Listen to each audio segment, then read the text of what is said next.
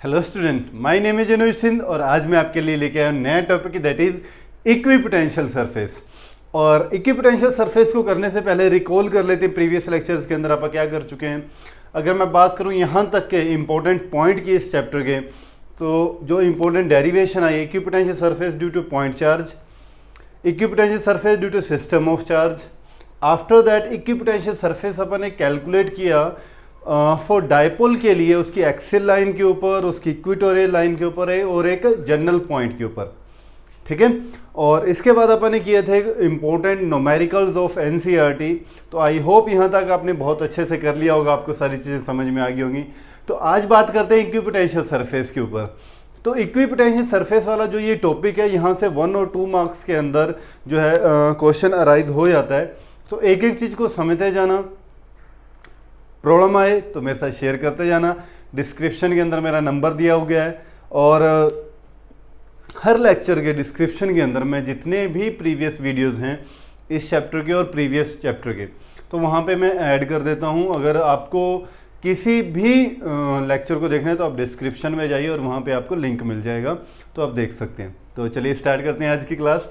तो आज करते हैं इक्विपोटेंशियल सरफेस से।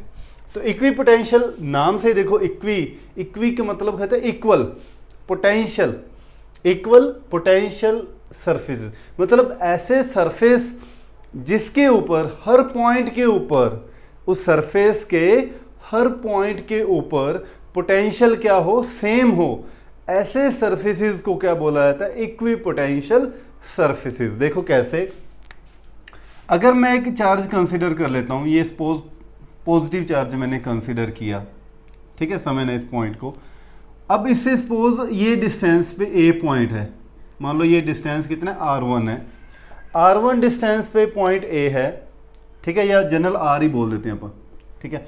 R डिस्टेंस पे पॉइंट ए है और बोले कि आपको यहाँ पर पोटेंशियल निकालो, R ए पॉइंट पे आपको पोटेंशियल निकालना है। तो पोटेंशियल एट पॉइंट ए क्या आएगा, KQ/R। समझ में आया? कहता है कि एक और इसी से चार्ज से R डिस्टेंस पे, उतने ही डिस्टेंस पे एक पॉइंट B है, वहाँ का पोटेंशियल बताओ कितना होगा। तो B पॉइंट पे पोटेंशियल कितना होगा, KQ/R, क्योंकि डिस्टेंस भी उतना ही है, चार्ज भी उतना ही है। ऐसे ही कहते हैं इससे R डिस्टेंस पे C पॉइंट है, R डिस्टेंस पे ही C पॉइंट है और जिसके ऊपर आपको क्या निकालना है, पोटेंशियल निकालना है, तो उसके ऊपर भी पोटेंशियल इतना आएगा। सिमिलरली ऐसे ही D पॉइंट है R डिस्टेंस पे, ऐसे ही E पॉइंट है आगे, ठीक है, ऐसे सपोज कर लेते हैं F पॉइंट है और ऐसे ही आगे F के बाद क्या आता है, G आता है, ठीक है। तो ये सारे क्या है, इक्वल डिस्टेंस पे ये सारे पॉइंट हैं। तो कहते हैं ऐसे ही आप बोलोगे कि सर VD के ऊपर भी पोटेंशियल कितना है, KQ/R, VE के ऊपर भी पोटेंशियल कितना है, KQ/R, ठीक है। और ऐसे ही अगर आप बोलो VF के ऊपर पोटेंशियल भी कितना है, KQ/R, और VG के ऊपर भी पोटेंशियल कितना है, KQ/R। सभी के ऊपर ही तो पोटेंशियल क्या है, सेम आएगा, है ना। तो ऐसे ही सभी पॉइंट्स को जब मैं मिला दूंगा इस वे के अंदर, इनको जब मिलाएंगे अपन, तो एक ऐसा सरफेस बन गया, है ना, एक स्फीयर बन गया, एक 3 डायमेंशनल सरफेस बन गया। जैसे ये चार्ज पड़ा है तो इसके चारों तरफ ये एक 3 डायमेंशनल सरफेस बन गया। अब इस सरफेस के देखो हर पॉइंट के ऊपर, ये पॉइंट यहाँ भी हो सकते थे, यहाँ भी हो सकते थे, हर पॉइंट के ऊपर पोटेंशियल की वैल्यू क्या है, सेम है। तो इस सरफेस को क्या बोलेंगे, इक्विपोटेंशियल सरफेस। समझ में आ गई ये बात। ऐसा ही अगर मैं सपोज करता कि एक पॉइंट है ये वाला, ठीक है, इसको A' बोल देते हैं, एक पॉइंट है ये वाला जिसको B' बोल देते हैं, और A' का जो डिस्टेंस है वो सपोज कर लेते हैं R' है, ऐसे ही B का ये भी R' है, ऐसे ही C' है, इसका भी R', ऐसे ही D' है जिसका भी R', ऐसे ही E' है जिसका भी ये डिस्टेंस कितना R' है, ऐसे ही F' है, इसका डिस्टेंस भी मान लेते हैं R' है, ऐसे ही यहाँ पे पॉइंट है G' और इसका डिस्टेंस भी मान लेते हैं R' है। और जब मैं इनको भी मिलाता हूँ, अंदर वालों को भी, ठीक है, इनको भी जब आप मिलाएंगे तो एक अंदर भी सरफेस तैयार हो गया। तो इसको भी क्या बोलेंगे, इस सरफेस के अंदर भी देखो हर पॉइंट पे पोटेंशियल क्या है, सेम है। तो ये क्या बन गया, एक और इक्विपोटेंशियल सरफेस मैंने यहाँ पर ड्रॉ कर दिया। तो आई थिंक ये बात क्लियर होगी। इक्विपोटेंशियल सरफेस क्या होते हैं, ऐसे सरफेस जिनके ऊपर हर पॉइंट के ऊपर पोटेंशियल क्या रहता है, सेम रहता है, उन सरफेसेस को क्या बोला जाता है, इक्विपोटेंशियल सरफेस बोलते हैं। तो जैसे ये पोटेंशियल है, इसके ऊपर 10 वोल्ट है, और ये सपोज ये सरफेस जो था इसके ऊपर पोटेंशियल कितनी है, 5 वोल्ट रहेगी। जैसे जैसे आप चार्ज से दूर जाते जाओगे पोटेंशियल क्या होता जाता है, डिक्रीज होता है। क्योंकि एक चीज़ आपने और भी यहाँ पे समझी थी और मैंने लास्ट प्रीवियस लेक्चर के अंदर बताई थी, पॉजिटिव चार्ज के अंदर इलेक्ट्रिक फील्ड की डायरेक्शन क्या होती है, बाहर की तरफ होती है। और पोटेंशियल किस तरफ चल रहे हो आप भी इस तरफ चल रहे हो, पहले यहाँ पे, फिर यहाँ पे, फिर यहाँ पे, फिर यहाँ पे। और इलेक्ट्रिक फील्ड की डायरेक्शन के अंदर आपको पता है, मैंने लास्ट लेक्चर के अंदर बताया था कि पोटेंशियल की वैल्यू जो होती है in the direction of electric field always decreased. तो जैसे जैसे आप दूर जाते जाओगे पोटेंशियल की वैल्यू भी क्या होती जाएगी, कम होती जाएगी। ठीक है, तो पहले सारे के सारे इक्विपोटेंशियल सरफेस के ऊपर पोटेंशियल कितना होगा, 10 वोल्ट होगा। सेकेंड सरफेस की बात करें, सॉरी, तो यहां पर पोटेंशियल कितना आएगा, 5 वोल्ट होगा। ठीक है, तो एक ही चार्ज के दो इक्विपोटेंशियल सरफेस हैं, समझ में आया। तो ये नहीं है कि हर चार्ज के हर इक्विपोटेंशियल सरफेस पे पोटेंशियल सेम होगा, नहीं। सरफेस का मतलब यहां पे क्या है कि इस सरफेस के हर पॉइंट पे पोटेंशियल सेम रहेगा, इस सरफेस के हर पॉइंट पे पोटेंशियल सेम रहेगा, लेकिन इन दोनों सरफेस के पोटेंशियल के बीच में डिफरेंस रहेगा। ये बात समझ लेना, ठीक है बेटे। एक सरफेस हो ना, तो एक सरफेस के ऊपर पोटेंशियल सेम रहेगा, इस सारे सरफेस पे पोटेंशियल 5 वोल्ट सेम रहेगा। लेकिन जब मैं दो सरफेसेस को आपस में कंपेयर करूंगा तो वहां पर पोटेंशियल सेम नहीं होगा। ठीक है, तो इक्विपोटेंशियल सरफेस की यही डेफिनेशन है, surfaces at every point of which potential remain same, ऐसे सरफेसेस को क्या बोला जाता है, इक्विपोटेंशियल सरफेसेस। तो आई थिंक ये बात आपको क्लियर होगी। राइट कर लीजिए। अब बात करते हैं रिप्रेजेंटेशन ऑफ इक्विपोटेंशियल सरफेस के ऊपर, कि कैसे इक्विपोटेंशियल सरफेसेस को रिप्रेजेंट कैसे किया जाता है। यहाँ से क्वेश्चन आता है कि रिप्रेजेंट करो एक इक्विपोटेंशियल सरफेस को पॉजिटिव चार्ज के लिए, नेगेटिव चार्ज के लिए, डायपोल के लिए और यूनिफॉर्म इलेक्ट्रिक फील्ड के लिए। ठीक है, तो ये कुछ रिप्रेजेंटेशन मैं करवाऊंगा आपको, एक एक डायग्राम को बहुत अच्छे से समझते जाना है। ठीक है, तो सबसे फर्स्ट आप बात करते हैं यहाँ पर for positive charge. Positive charge बोल देते हैं या फिर इसको बोल देते हैं when Q is greater than 0। ठीक है, तो उसके लिए आप इक्विपोटेंशियल सरफेस कैसे कैलकुलेट करोगे, तो ये पॉजिटिव चार्ज है। अपने को पता है कि इलेक्ट्रिक फील्ड आप अगर बनाओगे, electric field line positive charge की वजह से वो किस तरफ बनेगी, ऐसे आउटवर्ड डायरेक्शन में बनेगी इलेक्ट्रिक फील्ड लाइन। ठीक है, इस तरफ ऐसे बनेगी। ठीक है, बनाते जाना है साथ साथ, और अपने नोट्स प्रिपेयर किया करो बहुत बढ़िया वे के अंदर, अपनी ही लैंग्वेज के अंदर, वो सबसे बढ़िया नोट्स होते हैं। ठीक है, तो इस वे के अंदर इलेक्ट्रिक फील्ड की मैंने रिप्रेजेंटेशन कर दी, क्योंकि पॉजिटिव चार्ज की वजह से इलेक्ट्रिक फील्ड क्या होता है, आउटवर्ड डायरेक्शन में होता है। ठीक है, अच्छा, इक्विपोटेंशियल सरफेस के इलेक्ट्रिक फील्ड हमेशा नॉर्मल होता है। ये एक प्रॉपर्टी है इक्विपोटेंशियल सरफेस की, आगे आप बात करने वाले हैं। ठीक है, तो इस पॉजिटिव चार्ज की वजह से इक्विपोटेंशियल सरफेस, जैसे मैंने पहले भी आपको यहाँ पर मैंने ड्रॉ करके समझाया था कि एक डिस्टेंस पे आपने एक पॉइंट लिया, उतने ही डिस्टेंस पे दूसरा पॉइंट होगा, उतने ही डिस्टेंस पे। ठीक है, तो एक पॉजिटिव चार्ज की वजह से हमेशा क्या बनेगा, हाँ जी, कैसे बनेंगे, कॉन्सेंट्रिक सर्कल्स फॉर्म होंगे। कैसे, कॉन्सेंट्रिक सर्कल्स फॉर्म होंगे। तो ये सेकेंड इक्विपोटेंशियल सरफेस आ गया। ठीक है, अगर मैं अंदर बनाऊं तो ये थर्ड इक्विपोटेंशियल सरफेस आ गया। ठीक है, एक चीज़ यहाँ पर दो ध्यान देना, और जब मैं ये वाला इक्विपोटेंशियल सरफेस बना रहा हूँ तो ये मैंने थोड़ा सा गैप ज़्यादा रखा है यहाँ पर। तो ये किसको रिप्रेजेंट कर रहा है, ये गैप ज़्यादा, देखो मैंने यहाँ पर इक्विपोटेंशियल सरफेस एक दूसरे के बड़े क्लोज हैं, और यहाँ पर इक्विपोटेंशियल सरफेस क्या हो गया, थोड़ा दूर हो गया। नेक्स्ट बनाऊंगा तो शायद और थोड़ा दूर बनाऊँ मैं इसे, कॉन्सेंट्रिक सर्कल। तो ये क्या रिप्रेजेंट करेगा कि जैसे जैसे आप दूर जाते जाओगे इलेक्ट्रिक फील्ड वीक होता जाएगा। ठीक है, और जहां पर भी इक्विपोटेंशियल सरफेस एक दूसरे के ज़्यादा क्लोज होते हैं वो रिप्रेजेंट करते हैं स्ट्रॉन्ग इलेक्ट्रिक फील्ड को, और अगर इक्विपोटेंशियल सरफेस दूर दूर बने तो वो रिप्रेजेंट करते हैं वीक इलेक्ट्रिक फील्ड को। ये प्रॉपर्टी भी इक्विपोटेंशियल सरफेस की है। देखो मैं प्रॉपर्टीज भी साथ में बता रहा हूं, आगे लिखवाऊंगा भी मैं आपको। फर्स्ट प्रॉपर्टी जैसे मैंने बताई कि electric field always perpendicular to equipotential surface. Second property, जहां पर भी ये इक्विपोटेंशियल सरफेस क्लोज होंगे, closeness of equipotential surface represents the strong electric field and, और जहां पर ये फार अपार्ट हो रहे हैं, एक दूसरे से दूर हो रहे हैं equipotential surface, represent weak electric field. ठीक है, तो एक पॉजिटिव की वजह से आप इस वे के अंदर आप एक इक्विपोटेंशियल सरफेस को ड्रॉ कर सकते हो। ठीक है, ऐसा ही अगर मुझे नेगेटिव के लिए, second equipotential surface for negative charge के लिए, या मैं इसको बोल दूं when Q is less than zero मतलब नेगेटिव के लिए, तो सेम ऐसे ही उसके अंदर कॉन्सेंट्रिक सर्कल बनेंगे। नेगेटिव चार्ज के लिए इलेक्ट्रिक फील्ड की डायरेक्शन क्या होती है? अंदर की तरफ। इलेक्ट्रिक फील्ड की डायरेक्शन अंदर की तरफ। ये तो बातें पता होंगी आपको, क्योंकि इन बातों को काफ़ी लेक्चर से अपन रिपीट करते आ रहे हैं, अंदर की तरफ। ठीक है, तो इसके अराउंड भी क्या बनेंगे? कॉन्सेंट्रिक सर्कल, जैसे यहाँ पे अपन बनाए हैं कॉन्सेंट्रिक सर्कल। ठीक है, और इसके अंदर भी जब आप दूर जाओगे तो इन सरफेसेस के बीच में क्या होता जाएगा? डिस्टेंस बढ़ता जाएगा, जो रिप्रेजेंट करेगा वीक इलेक्ट्रिक फील्ड को। ठीक है, तो राइट कर लीजिए। फिर थर्ड रिप्रेजेंटेशन के ऊपर आते हैं।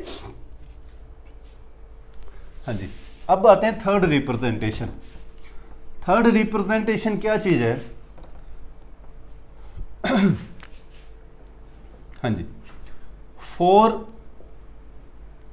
To opposite charge, for two opposite charge, या फिर बोल देते हैं फॉर डायपोल, फॉर डायपोल। ये क्वेश्चन आया हुआ है, ये वाला क्वेश्चन जो अभी मैं करवा रहा हूं।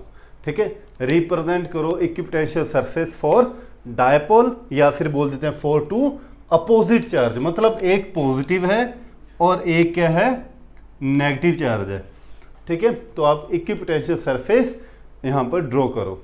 ठीक है, तो सबसे पहले ड्रॉ करनी है आपको इलेक्ट्रिक फील्ड लाइन। अपने को पता है कि इलेक्ट्रिक फील्ड लाइन कैसे निकलती है? पॉजिटिव से नेगेटिव की तरफ चलती है, पॉजिटिव से नेगेटिव की तरफ। ठीक है, तो इस वे के अंदर इलेक्ट्रिक फील्ड लाइन है ये, जो कहां से कहां चल रही है? Positive to negative, positive to negative. ठीक है, इस वे के अंदर।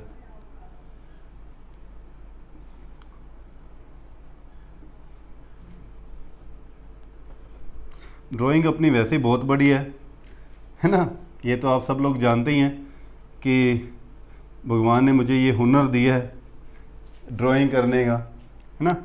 तो प्लीज़ बेटे आप मेरी ड्राइंग को नज़र मत लगा देना, ठीक है। बड़ी मुश्किल से मैंने ये गुण लिया है, ठीक है। तो कमेंट करके भी आप बता सकते हो कि सर आपकी ड्राइंग कैसी है, माइंड ब्लोइंग है या बहुत बढ़िया, या माइंड ब्लोइंग से भी ऊपर वाली कोई चीज़ होती है तो वो है, ठीक है। तो इस वे के अंदर ये आ गई अपनी इलेक्ट्रिक फील्ड लाइन। ऐसे होती है, पॉजिटिव से निकलती हैं और नेगेटिव इनका क्या होता है, एंड होता है, ठीक है। अब equipotential surface, equipotential surface always perpendicular to electric field, ये पॉइंट अपने को पता है। अगर इस पॉइंट का यहाँ पर मैं इक्विपोटेंशियल सरफेस ड्रॉ करूँगा तो मुझे ये लाइंस को देखना है और उस सरफेस के नॉर्मल भी होने चाहिए। देखो एक लाइन ऐसे जा रही है तो उसके नॉर्मल कैसे बनेगा, इस वे के अंदर, ऐसे कर्व के अंदर ही मुझे बनाना पड़ेगा इक्विपोटेंशियल सरफेस। तो मैं इस पॉजिटिव का जब मैं इक्विपोटेंशियल सरफेस बनाऊंगा ना, यहाँ पर ध्यान देना, सबसे इंपॉर्टेंट थिंग है यहाँ पर, अब ध्यान देना, ठीक है। देखो कैसे बनेगा, तो इक्विपोटेंशियल सरफेस इस वे के अंदर कर्व मुझे यहाँ पे बनानी पड़ेगी, ठीक है। और एक चीज अगर आप लोग ध्यान दे रहे हो तो इक्विपोटेंशियल जो सरफेस मैंने बनाए हैं इधर से अंदर की तरफ मैंने एक दूसरे के बड़े क्लोज बनाए हैं, और बाहर की तरफ इक्विपोटेंशियल सरफेस क्या है, दूर दूर है। अगर मैं यहाँ पे बात करूँ तो देखो फिर एक और बनाऊँ तो इस वे के अंदर इक्विपोटेंशियल सरफेस क्या है, क्लोज है। इक्विपोटेंशियल सरफेस क्या है, क्लोज है, और इधर से इक्विपोटेंशियल सरफेस क्या है, दूर है। ठीक है, इधर भी ऐसे ही यहाँ पर बताता हूँ अब आपको सारी बातें। इधर से जब मैं इलेक्ट्रिक इक्विपोटेंशियल सरफेस बनाऊंगा तो इस वे के अंदर बना, इसके लिए बनाऊंगा तो इधर से तो क्लोज और इधर से दूर। ठीक है, इस तरह से बनाऊंगा तो अंदर की तरफ क्या है, क्लोज है, और इधर से क्या है, दूर है।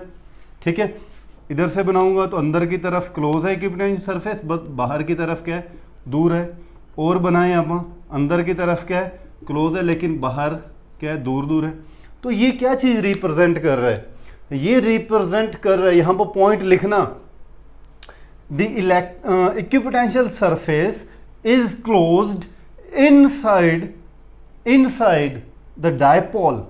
यहाँ पर अंदर की तरफ क्या इक्विपोटेंशियल सरफेस क्लोज है, because the electric field is strong inside the electric dipole. यहाँ पर अंदर की तरफ इलेक्ट्रिक फील्ड स्ट्रॉन्ग है। देखो मैंने अभी आपको बताया था कि इक्विपोटेंशियल सरफेस क्लोज होंगे तो क्या होगा, क्या होगा, इलेक्ट्रिक फील्ड स्ट्रॉन्ग होता है अंदर की तरफ, और स्ट्रॉन्ग होगा तो ये इक्विपोटेंशियल सरफेस एक दूसरे के क्या होंगे, क्लोज होंगे। और बाहर की तरफ क्या होता है, इलेक्ट्रिक फील्ड वीक रहता है। बाहर की तरफ इलेक्ट्रिक फील्ड क्या होता है, वीक होता है, और वीक होने की वजह से ही इक्विपोटेंशियल सरफेस यहाँ पर क्या होते हैं, दूर दूर होते हैं। ठीक है, तो इस वे के अंदर आप रिप्रेजेंट कर सकते हो। अगर मैं थोड़ा सा और इसको एक और बना देते हैं, चलो फाइनल इक्विपोटेंशियल सरफेस इस वे के अंदर बना देते हैं। ठीक है, और इधर से भी ये इक्विपोटेंशियल सरफेस आप ऐसे इसको फाइनल एक रिप्रेजेंटेशन दे सकते हो कि फॉर nth इक्विपोटेंशियल सरफेस, इस वजह से आप एक बना सकते हो आप। ठीक है, तो ये रिप्रेजेंटेशन है इक्विपोटेंशियल सरफेस की। ठीक है, तो नेक्स्ट आते हैं रिप्रेजेंटेशन के ऊपर। हाँ जी, for two equal charges, for two equal charges, equal charges मतलब क्या हुआ, फॉर सेम चार्जेस, मतलब या तो दोनों पॉजिटिव है या फिर दोनों के नेगेटिव है। तो सपोज ये एक पॉजिटिव है, ये भी एक पॉजिटिव है, तो इलेक्ट्रिक फील्ड लाइन कैसे बनेगी, पॉजिटिव पॉजिटिव को क्या करते हैं, रिपेल करेंगे। ठीक है, तो यहाँ से जो इलेक्ट्रिक फील्ड लाइन जाएगी, ये इस इलेक्ट्रिक फील्ड लाइन को क्या करेगा, ये रिपेल कर देगा। इलेक्ट्रिक फील्ड लाइन इस वे के अंदर चली जाएगी, इधर से इसकी जो इलेक्ट्रिक फील्ड लाइन आएगी वो भी इस तरफ चली जाएगी। ठीक है, इधर से जो इलेक्ट्रिक फील्ड लाइन आएगी रिपेल कर देगा ना, ये एक दूसरे को रिपेल कर देंगे, एक दूसरे की इलेक्ट्रिक फील्ड लाइन को इस वे के अंदर। ठीक है, सेम एज इट इज़ इधर से भी जाएंगी इलेक्ट्रिक फील्ड लाइन और ऐसे चली जाएंगी, क्योंकि इधर से आएंगी तो ये एक दूसरे को रिपेल कर देंगी। समझ में आई ये बातें। तो इलेक्ट्रिक फील्ड लाइन कैसे बनती हैं, एक दूसरे को रिपेल करती हैं, और पॉजिटिव से इलेक्ट्रिक फील्ड लाइन कैसे जाती है, बाहर की तरफ। ठीक है, इस वे के अंदर आप इनको ड्रॉ कर सकते हो आप इलेक्ट्रिक फील्ड लाइन को। ठीक है, हाँ जी, तो अब देखते हैं इक्विपोटेंशियल सरफेस इनसे कैसे बनता है। हाँ जी, अब रिप्रेजेंटेशन के ऊपर ध्यान देना। हमेशा अपने को क्या बनाना है, normal to the electric field line. ठीक है, तो इक्विपोटेंशियल सरफेस कैसे बनेगा, हाँ जी, अब रिप्रेजेंटेशन के ऊपर ध्यान दो थोड़ी, मैं कैसे बना रहा हूं।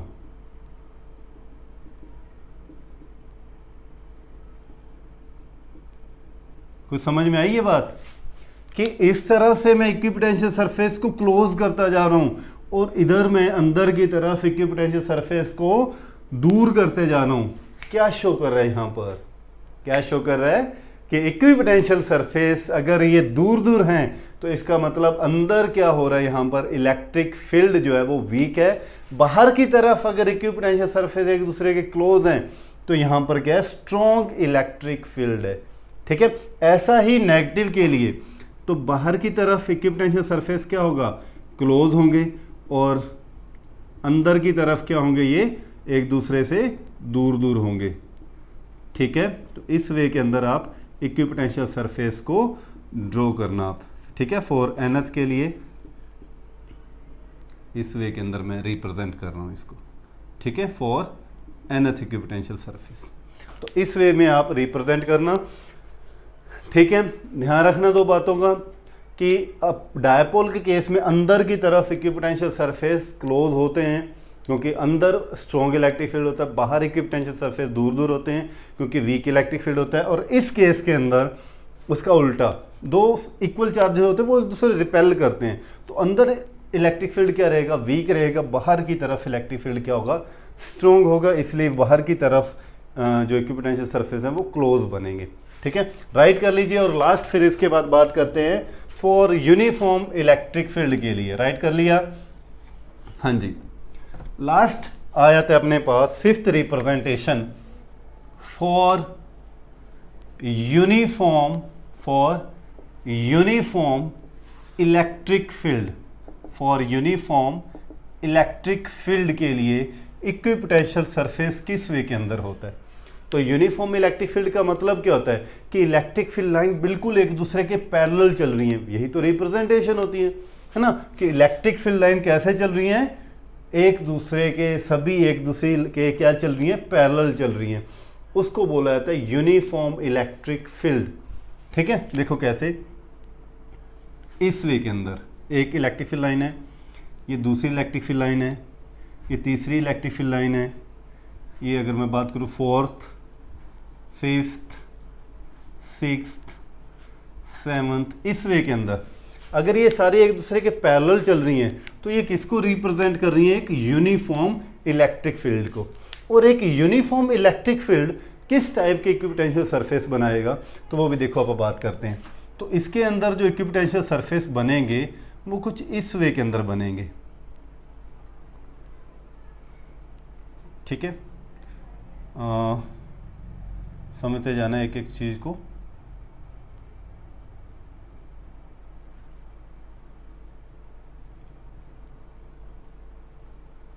अब थोड़ी सी फिनिशिंग दे देते हैं यहाँ पर इसको। 3 डायमेंशन मेरा डायग्राम लगे, कैसा लगे, 3 डायमेंशनल डायग्राम लगे मेरा, क्योंकि मैं पहले ही बता चुका हूँ कि मेरी ड्राइंग भगवान की दया से बहुत ही बढ़िया है, नज़र मत लगा देना बस। और कैसी है, बहुत बढ़िया, कैसी है, बहुत बढ़िया, ज़बरदस्त। थैंक यू सर, आपने हमें इतनी बढ़िया ड्राइंग सिखाई 3 डायमेंशन के अंदर, तो आपका हम शुक्रिया कैसे अदा करें, किन शब्दों के अंदर आपका शुक्रिया अदा करें हमें समझ में नहीं आ रही। ठीक है, तो इस वे के अंदर इलेक्ट्रिक फील्ड लाइन बनेगी और क्या बनेगा, इक्विपोटेंशियल सरफेस। यहाँ पर 3 इक्विपोटेंशियल सरफेस बने, ये फर्स्ट इक्विपोटेंशियल सरफेस, ये सेकंड और ये थर्ड, 3 इक्विपोटेंशियल सरफेस यहाँ पे बने। और कैसे बने, प्लेन इक्विपोटेंशियल सरफेस बने। ठीक है, कि इलेक्ट्रिक फील्ड लाइन आई और इन सरफेसेस के अंदर से निकल रही हैं। तो कैसे बन रहे हैं यहाँ पर इक्विपोटेंशियल सरफेस। और फर्स्ट में मान लो पोटेंशियल कितने हैं, सारे सरफेस के ऊपर V1 है, इस सारे सरफेस के ऊपर पोटेंशियल कितने हैं, V2 है, इस सारे सरफेस के ऊपर पोटेंशियल कितने हैं, V3 है। तो यहाँ पर आपसे एक क्वेश्चन पूछता हूँ, कमेंट के अंदर आप उसका जवाब दे सकते हो। ठीक है, आपके लिए रहेगा ये क्वेश्चन, फिर बात करेंगे नेक्स्ट लेक्चर के अंदर, इस क्वेश्चन का आंसर मैं बताऊंगा। तो आपके लिए क्वेश्चन ये है कि इन तीनों V1, V2 और V3 के अंदर किस सरफेस पे पोटेंशियल की वैल्यू सबसे कम होगी। फिर से रिपीट कर रहा हूँ, आपको 3 इक्विपोटेंशियल सरफेस दे दिए, V1, V1, 2, 3, जिसके ऊपर पोटेंशियल V1 है, इसके ऊपर V2 है और इसके ऊपर V3 है। तो तीनों सरफेसेस के अंदर सबसे कम पोटेंशियल किस सरफेस पे होगा, ये आपके लिए क्वेश्चन है। आप कमेंट में इसका आंसर दे सकते हो। फिर इस क्वेश्चन को करेंगे नेक्स्ट लेक्चर के अंदर, इसके ऊपर डिस्कस करेंगे, आपको बताएंगे। ठीक है, तो अब यहाँ पर एक चीज़ और आपने देखनी है। ठीक है, क्या देखना है कि हमेशा if the direction of electric field, if the direction of electric field is in the direction of x axis, in the direction of x axis, then the equipotential surface occur in occur in Y Z plane, तो वो किस में बनेगा, Y Z plane के अंदर बनेगा, एक बात। दूसरी बात, electric field is always perpendicular to the plane equipotential surface. ठीक है, तो ये बातें ध्यान रखना। ठीक है, राइट कर लीजिए।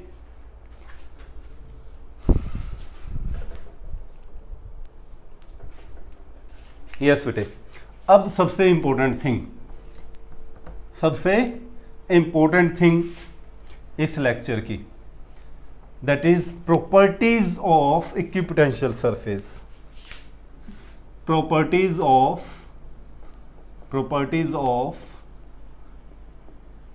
Equipotential surface. Properties of equipotential surface. ठीक है, तो प्रॉपर्टीज के ऊपर बात करते हैं। फर्स्ट प्रॉपर्टीज क्या है इसकी? फर्स्ट प्रॉपर्टी क्या कहती है? द पोटेंशियल डिफरेंस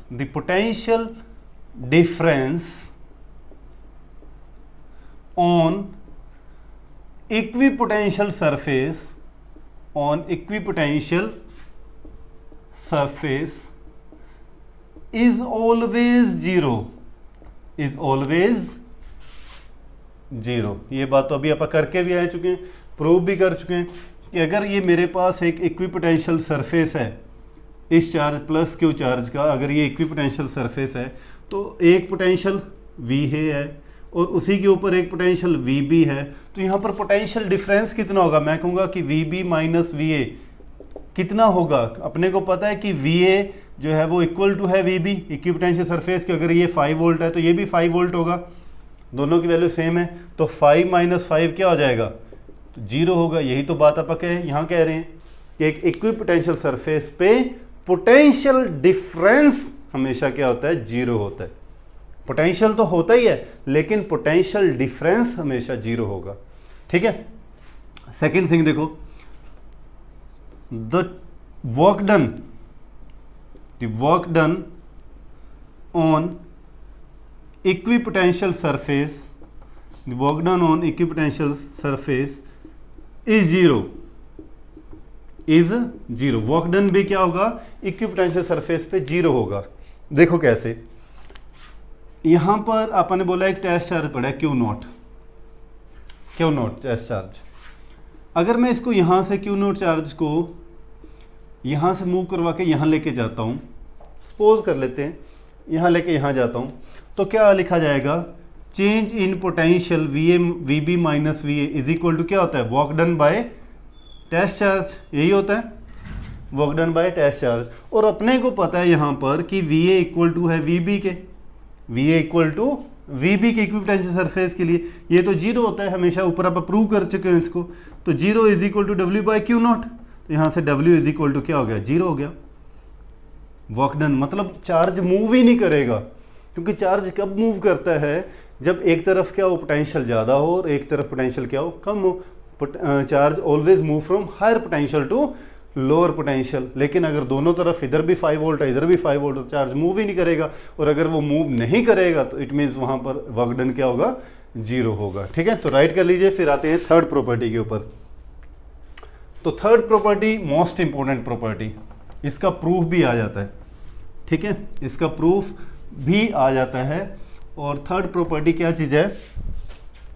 हाँ जी, third property, the electric field is always perpendicular to the equipotential surface. तो सबसे पहले तो मैं मेरे शानदार बच्चों से थोड़ा सा सॉरी बोलना चाहूँगा आज के लेक्चर के लिए। ठीक है, क्योंकि ना चाहते हुए थोड़ी सी इसकी लेंथ लेक्चर की बड़ी बन गई। उसके पीछे रीज़न है, क्योंकि अगर मैं यहाँ पर इसको छोड़ देता हूँ तो मुझे फिर से सारी बातें रिपीट करनी पड़ेगी नेक्स्ट लेक्चर के अंदर। ठीक है, तो थोड़ी सी लेंथ ज़रूर होगी, तो उसके लिए थोड़े शर्मिंदा हैं हम, लेकिन टॉपिक कंप्लीट करना है अपने को ये, ठीक है, तो इसलिए थोड़ी सी लेंथ बढ़ गई है। तो कई बच्चों को थोड़ा लगेगा कि सर लेंथ इस बार बढ़ गई, ठीक है, तो क्या करें, टॉपिक को बीच में नहीं छोड़ सकते बेटे, समझो इस बात को, ठीक है। तो electric field is always perpendicular to equipotential surface. कैसे, इसका प्रूफ आएगा, ये अब तक तो मैंने आपको सिर्फ बोलता आया हूँ कि electric field is always perpendicular to equipotential surface. मैंने बोला ना कि अगर ये पॉजिटिव चार्ज है तो इक्विपोटेंशियल सरफेस इस तरफ होता है, बाहर की तरफ इलेक्ट्रिक फील्ड, और अगर यहाँ पर इलेक्ट्रिक फील्ड इस वे के अंदर, आउटवर्ड डायरेक्शन में इलेक्ट्रिक फील्ड, आउटवर्ड डायरेक्शन में इलेक्ट्रिक फील्ड, है ना। और यहाँ पर अगर मैं एक इक्विपोटेंशियल सरफेस ड्रॉ करूँगा तो उसके हमेशा ये क्या रहेगा, इक्विपोटेंशियल सरफेस के यहाँ पर परपेंडिकुलर होगा, ये इलेक्ट्रिक फील्ड यहाँ पर क्या रहेगा, परपेंडिकुलर होगा, हर पॉइंट पे इलेक्ट्रिक फील्ड क्या होगा, इक्विपोटेंशियल सरफेस के नॉर्मल होता है, या आप बोल सकते हो परपेंडिकुलर होता है। देखो इस चीज़ का प्रूफ करते हैं अब, ठीक है। प्रूफ के अंदर आप मान लेते हैं ये पॉइंट ए है, ये पॉइंट क्या है, बी है, इसके ऊपर पोटेंशियल कितना है, वी ए है, और इस बी पॉइंट पे पोटेंशियल कितना है, वी बी है, ठीक है। हाँ जी, ये बातें सारी आपने लिखनी है, ठीक है। At point A let consider 2 point on equipotential surface, point A the potential at point A is V A, और and at point B the potential is V B, ठीक है। तो अपने को पता है अगर मैं चार्ज को यहाँ से लेके यहाँ तक मूव करवाता हूँ, क्यू नॉट चार्ज को मूव करवाता हूँ, तो यहाँ पर स्मॉल वर्क डन होगा। वर्क डन क्या होता है, force into displacement, force into displacement. अगर स्मॉल वर्क डन हुआ है तो अगर ये स्मॉल डिस्प्लेसमेंट इस तरफ dx हुआ है तो यहाँ पर स्मॉल वर्क डन लगेगा, फोर्स इनटू डिस्प्लेसमेंट, ठीक है। अब देखो एक कहानी समझना, और इलेक्ट्रिक फील्ड क्या होता है, E इज इक्वल टू क्या होता है, force experience by test charge, यही होता है electric field, force experience by test charge. तो यहाँ से फोर्स की वैल्यू क्या आ गई, फोर्स की वैल्यू क्या आ गई, E vector q dot q naught, E vector dot q naught, ये फोर्स की वैल्यू यहाँ पुट कर दो, ठीक है। तो now dW is equal to, हाँ जी, इसको मैं इस वे के अंदर लिख सकता हूँ, Q not dot dx vector, ठीक है। इसको इक्वेशन नंबर आप बोल देते हैं 1 बोल देते हैं, ठीक है। अच्छा, अब बात करते हैं यहाँ पर, अगर यहाँ पर यहाँ पोटेंशियल ए था, यहाँ पोटेंशियल बी, तो एक स्मॉल पोटेंशियल डिफरेंस भी यहाँ पर क्रिएट हो गया। अब मैं इक्विपोटेंशियल सरफेस नहीं बोल रहा हूँ, जनरल एक कोई सरफेस बोल रहा हूँ, ठीक है। अगर यहाँ पोटेंशियल ए था, यहाँ पोटेंशियल वी बी है, ए पॉइंट के ऊपर वी ए था, बी पॉइंट के ऊपर वी बी है, तो जब ये मूव करेगा तो यहाँ पर पोटेंशियल डिफरेंस होगा, तभी तो चार्ज मूव करेगा। तो small potential difference, now the potential difference dV is equal to किसके इक्वल होता है, जो small work done by test charge, dW by q naught, यही होता है, ठीक है। अच्छा, अब dW की वैल्यू ये ऊपर अपन निकाल चुके हैं from equation number 1, put the value of dW in this equation, तो अपने पास क्या आ जाएगा, dV is equal to dW की value q naught into E vector dot dx vector upon q naught. ये वैसे ही डेरिवेशन ही है जैसे आप पहले करके आए हैं, मिलती जुलती सी relation between electric field and potential, है ना, वैसे ही मिलती जुलती सी है। तो ये क्यू नॉट से क्यू नॉट क्या हो गया, कैंसिल आउट, तो dV इज इक्वल टू क्या आ गया, E vector dot dx vector. अच्छा, अब मैं इनका डॉट प्रोडक्ट अगर रिमूव करूँ तो मैं इसको क्या लिख सकता हूँ, dV is equal to E dx cos theta, E dx cos theta, ठीक है। अच्छा, अब इक्विपोटेंशियल सरफेस के लिए इस dV की वैल्यू क्या होगी, हाँ जी, इक्विपोटेंशियल सरफेस के लिए पोटेंशियल डिफरेंस तो क्या होगा, 0 होगा, है ना। dV की वैल्यू क्या होगी, 0, क्योंकि dV क्या होता है, चेंज इन पोटेंशियल ही तो होता है। तो dV की वैल्यू कितनी होती है, यहाँ पे लिखोगे for equipotential surface, equipotential surface the potential difference is 0, that is dV is equal to 0। अगर dV 0 हो गया तो अपने पास क्या बन गया, 0 is equal to E dx cos theta, ये बन गया। अच्छा, अब एक चीज यहां पर समझो कि ई डी एक्स कोस थीटा की वैल्यू जीरो कब आ सकती है? इलेक्ट्रिक फील्ड तो जीरो हो नहीं सकता, डी एक्स जीरो हो नहीं सकता। क्या जीरो हो सकता है? कोस थीटा की वैल्यू जीरो हो सकती है। अगर कोस थीटा की वैल्यू जीरो हो गई तो ये सारा ही किसके इक्वल हो जाएगा? जीरो के इक्वल हो जाएगा। तभी तो E D X cos theta की वैल्यू क्या आएगी? जीरो। इट मीन्स थीटा की वैल्यू, ये कोस जीरो कब होगा? When theta is equal to 90 degree. When theta is equal to 90 degree. और ये थीटा एंगल किस किस के बीच में होता है? Theta is the angle between electric field and displacement. Theta is the angle between, यहां लिख सकते हो आप, theta is the angle between electric field and displacement. ठीक है। अच्छा, अगर ये थीटा जीरो हो गया, सॉरी 90 का हो गया, तो ये सारी वैल्यू क्या आ गई? जीरो। इसका मतलब क्या हो गया? ई थीटा कितना दोनों के बीच में? 90। इलेक्ट्रिक फील्ड और डीएक्स के बीच में एंगल कितना आ गया? 90। यही तो अपने को प्रूव करना था। So electric field is perpendicular to DX, displacement vector. Electric field is perpendicular to dx, जो ये बात अपन यहाँ पर करके आए थे। देखो, इलेक्ट्रिक फील्ड इस तरफ तो डिस्प्लेसमेंट इस तरफ अगर मूव कर रहा है तो दोनों के बीच में एंगल कितना है? 90 का। ठीक है, समझ में आई ये बात? और अगर यही बात देखो प्रैक्टिकली, अगर मैं इस बात को देखूं कि मैं फोर्स इस तरफ लगा रहा हूं किसी भी ऑब्जेक्ट पे और वो इस तरफ, तो डिस्प्लेसमेंट कवर करेगा ही नहीं। इलेक्ट्रिक फील्ड फोर्स लग रही है इस तरफ, तो इस तरफ थोड़ी ना डिस्प्लेसमेंट होगा। तो यही तो केस होता है इक्विपोटेंशियल सरफेस में, चार्ज मूव ही नहीं करता। समझ आया? क्योंकि फोर्स लगती है बाहर की तरफ, इलेक्ट्रिक फील्ड होता है बाहर की तरफ, तो चार्ज मूव कैसे? बाहर की तरफ तो अब जाने से रहा, सरफेस के ऊपर इस तरफ कैसे करेगा मूव? ठीक है, तो इसीलिए इक्विपोटेंशियल सरफेस के ऊपर जो चार्ज मूव नहीं करता तो वर्क डन जीरो होता है। वर्क डन जीरो क्यों होता है? क्योंकि पोटेंशियल डिफरेंस यहाँ पर क्या होता है? जीरो होता है। ठीक है, तो राइट कर लीजिए। हाँ जी, इसके बाद आते हैं इसकी नेक्स्ट प्रॉपर्टी के ऊपर। नेक्स्ट प्रॉपर्टी, ये प्रॉपर्टीज बहुत इंपॉर्टेंट है इक्विपोटेंशियल सरफेस की। ठीक है, फोर्थ प्रॉपर्टी आती है इक्विपोटेंशियल सरफेस की, the closeness of equipotential surface represent the strong electric field,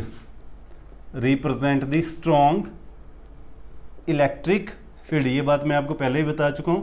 यहां पर क्लोजनेस रहेगी इक्विपोटेंशियल सरफेस की, वो किसको रिप्रेजेंट करेगी? स्ट्रॉन्ग इलेक्ट्रिक फील्ड को। while in weak electric field, the equipotential surface are far apart, वो एक दूसरे से क्या होते हैं? दूर होते हैं। ठीक है, देखो क्यों होते हैं ये भी रिप्रेजेंट अपने को पता है। Electric field is equal to minus dV by dr था, या आप बोल सकते हो कि dr इज इक्वल टू क्या आ जाएगा? माइनस dV बाई ई हो जाता है। अगर पोटेंशियल डिफरेंस आप कहते हैं if the dV on equipotential surface is constant, क्या होता है? dV की वैल्यू क्या होती है? हमेशा कांस्टेंट होती है। सो इलेक्ट्रिक फील्ड जो होता है ये इनवर्सली प्रोपोर्शनल टू होता है dr के। अगर dr की वैल्यू क्या होती जाएगी? इंक्रीज होती जाएगी, तो इलेक्ट्रिक फील्ड क्या होता जाएगा? डिक्रीज होता जाएगा, है ना? और वाइस वर्सा, ये बात आप लिख लेना। If the value of dr increase then the value of electric field is decrease and vice versa. ठीक है, तो ये प्रॉपर्टी नंबर 4।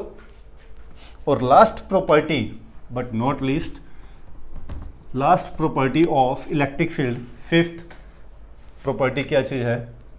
जैसे two electric field line can never intersect each other, ये थी ना प्रॉपर्टी अपने। अगर वो दो इंटरसेक्ट कर जाती थी तो क्या होता था? एक ही पॉइंट पे दो इलेक्ट्रिक फील्ड आ जाते थे, जो कि पॉसिबल ही नहीं है। तो ऐसे ही same to equipotential equipotential surface can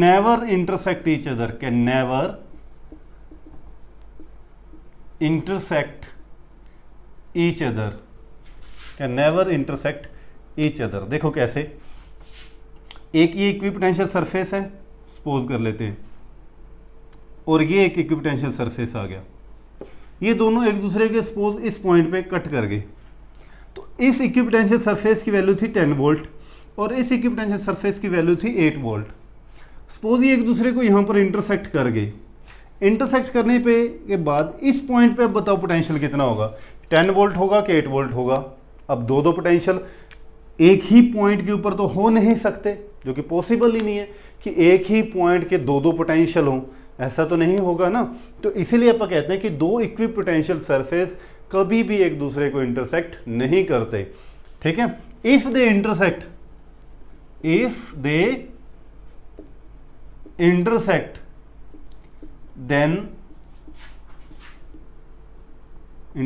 then there will be two potential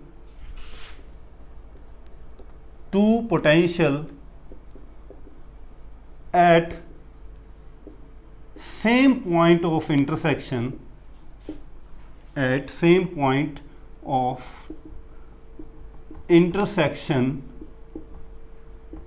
which is not possible.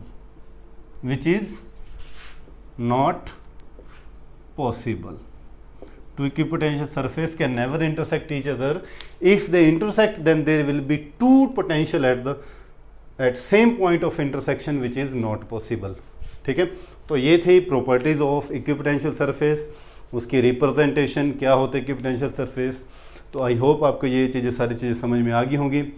तो इसी के साथ आज का लेक्चर ओवर होता है। तो थैंक यू सो मच बेटे, अपना ध्यान रखना, घर पे रहना और ऐसे ही हंसते मुस्कुराते रहना। और उस क्वेश्चन जो मैंने अभी बीच में दिया था और उस क्वेश्चन का आंसर कमेंट बॉक्स के अंदर ज़रूर देना। नेक्स्ट लेक्चर के अंदर उस क्वेश्चन को डिस्कस करेंगे। तब तक के लिए खुदा हाफिज़। Thank you so much.